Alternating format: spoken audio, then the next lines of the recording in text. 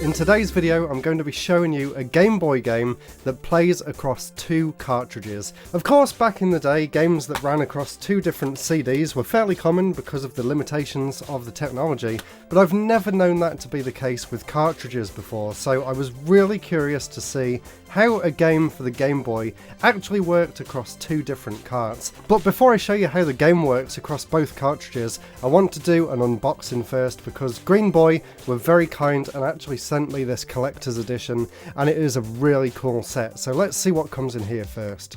So as you can see, my box here is number 3 out of 300, which is so exciting, and it's also signed as well by the developer. And inside you can see that it actually has a thicker box than any other Game Boy game that I've seen, because in here has both the cartridges. But we'll get back to that in a little bit. First of all, let's see what else comes in here. We have this really nice little Green Boy pin badge, which is really well produced and it looks really nice. And there's also a few collectible coins in there as well. There's this one that shows off some of the artwork from the Shapeshifter 2, and it's got the nice Green Boy logo on the back, and there's also a second coin in there as well. And as well as the coins, there was also this little keyring in there too. But that's not all. Inside the game box itself, there's also loads of other really cool little pieces of merchandise for the game. But before we open it up, let's first take a look at the front and the back of the box. As you can see, there's a few screenshots on the back there, as well as a bit of a description about the game and a few bullet points to go along with it. And this was just interesting to see, because I didn't really know how they were going to present both the cartridges.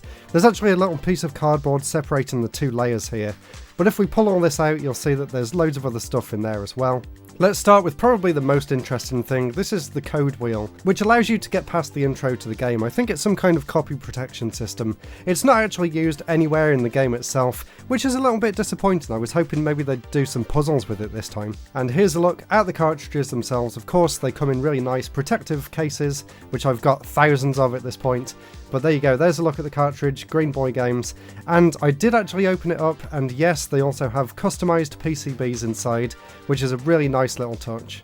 And then here's a look at the second cartridge. Apart from the number 2, they are identical, but at least the number is fairly prominent, so you won't get mixed up as to what cartridge you're actually playing on. There's also a bunch of these stickers in there too. I'll have to try and find somewhere to place them all. There's also this certificate here, which comes in a really nice little envelope, and it's also signed and dated, as well as the number of the limited edition too, which is really cool. And then we have the pocket guide here. I'll just do a really quick flick through so I won't spoil anything, but if you do get stuck in the game, it is really great to have the option to look at the guide, because I doubt there's going to be a written guide out there on the internet, so it's a really cool addition to the game. And then of course there's the instruction manual, which is really nicely printed with some really nice clear screenshots and a bit of a description about the game, some of the characters that you'll meet along the way, and a little bit of backstory too. Overall, really nice, really high quality package, I'm sure you'll agree. And as well as that, he also sent me over this Green Boy t-shirt as well, which I really appreciate. And anyway, now let's get on with the game itself and see what the Shapeshifter 2 is all about. And during this video I'm not going to give away any spoilers, so I'm kind of going to talk about things out of order, or just talk about general concepts that the game has, rather than specific moments within the game.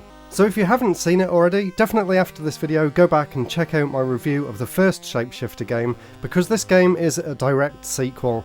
So you're playing as the same character on the top of the mountain, and he's kind of questioning to himself whether everything that he'd just been through was all a dream or not. But of course it wasn't, and then suddenly the elf reappears, and he tells you that a wizard's spell is causing trouble in the elven world. So of course you have to go away and try and solve all of the problems, and a brand new adventure begins. The first thing you'll notice though, before you even begin going through the story, is the incredible jump in graphics with this game compared to the last one. The environments look incredible, and even just during the first half an hour of the game, there was so many different parallax effects, there was sprite scaling, there was different sort of camera angles and stuff. It's just all really impressive stuff, and Green Boy have come a long way since their early days on some of their previous games. It really is quite possibly the best looking Game Boy game that I've played so far. There's also some scenes where the camera zooms out, which looks amazing too, complete with background animations and proper perspective. It's seriously impressive stuff. So it's not long after the introduction where you find the necklace that the elf was trying to get you to track down and you bring it back to him, and then immediately you're asked to insert cartridge 2.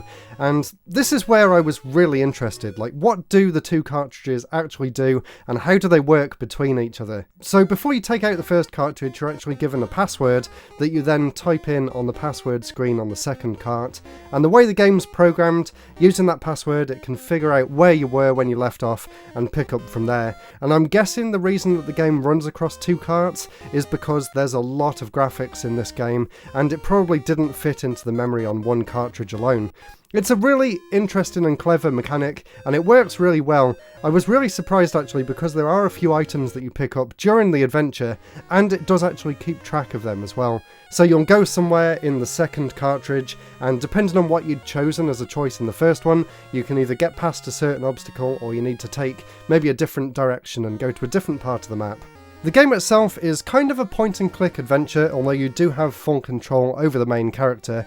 The actual puzzles in the game do feel very much like a typical classic computer point-and-click game, which is definitely not a bad thing, and the way they've integrated them with the environment is just really clever. There's some really cool puzzles in this game. I'm really impressed with the scale of this game as well. It just feels like a much bigger world than the first game. Basically, during the introduction, you meet with the king and he explains all of these different ways that you can get to the goal at the end of the game, and your goal through the game is to try and find ways of getting to these different points on the map in order to make it all the way to the end. And there's actually a few choices as well, so you may end up playing all the way to the end of the game like I did, and actually skip out on some certain parts of the game. So I did actually end up going back to the game and playing it again to pick up on some things that I'd missed the first time. And the first time around, I actually got stuck in one place, and I actually had to ask the developer for help, because apparently the choice that I'd chosen was the hard path, although the game didn't actually say that. And the path that I'd chosen actually wasn't in the guide book that came with the game itself, so I had to kind of ask for a bit of help because I was completely stumped.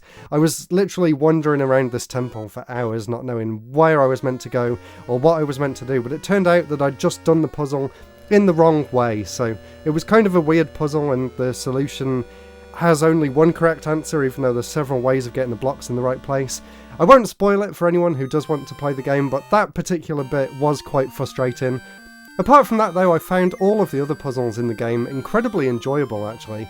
Even the ones in the temple where I was stuck. Once I'd figured out that one puzzle, the rest of it all just clicked into place, and I was really impressed with the amount of detail in the puzzles too. Green Boy Games really have put a lot of effort into making sure that the puzzles are reasonable and the logic isn't completely out there like some of the old point-and-click games are. There's a load of really interesting characters that you meet throughout the journey as well, some of them integral to the story and some of them just really weird and wacky NPCs. For example, in a different path that I took on the second playthrough, I ended up inside a volcano and there was this little gremlin guy that worked in the engine room, and he was just such a unique and different character to everyone else. It was just so much fun to interact with him, even though he does have a bit of a sad story, which I won't ruin for you guys watching. Definitely go and play it for yourselves if you can. Another key feature of this game, and something that was very prevalent in the first one as well, and it's actually the title of the game itself, the Shapeshifter. Basically, if you touch an animal in the game, you actually transform into that animal, and when you do, you kind of get to experience a lot of different mini-games throughout the adventure. One of them, for example, you touch a monkey and then you can climb up vines and swing through the forest and stuff, and the way it works is so much better than the first game. In the first game, I got really frustrated at the physics and the controls being kind of hard to get to grips with, and I really struggled to try and get through some of these animal sections. In this game, not only are they a lot more polished, but they actually play a lot better too, and thankfully there's also something where if you die a certain amount of times, you can actually choose to just skip that section completely and move on with the game, so you won't get stuck doing just one bit over and over. And there's a load of really interesting animals that you can transform into, and there's a load of really unique gameplay styles as well, and they all fit really well in the theme of the game. game, and it's just really fun to try and figure out how to get to these animals to be able to touch them in the first place. I won't give away any spoilers, but there's a lot of really intricate puzzles that you need to do in order to actually transform, so it's just a really well made game overall. There's also a few other mini-games outside of the animal transformations too. So for example, you're in the circus and you can actually play a dart throw-in mini-game, and I was really surprised at how well this was programmed actually, and there's a few other examples of that sort of thing in the game too. There's also just a few nice little interactions that you can do with the environment that don't actually add anything to the story or the progression, but I was really glad that the developer went through the effort of including them. So there's one part in the game where you enter a circus and you basically dress up as one of the entertainers, and you have to try and find your way to get to a safe at the top by tricking people into joining the circus. But there's a few things you can interact with, like a trampoline, and you can just bounce on the trampoline. They didn't need to add that, but it's a really nice little addition and a nice little attention to detail that really adds to the atmosphere of the game. And speaking of atmosphere, it's just fantastic. Not only are the graphics brilliant, but there's also really nice high quality portraits of some of the characters too. And when you're talking to the characters this time as well, you actually get different options that you can use to interact with them. And it is a lot more detailed than a lot of their previous games too.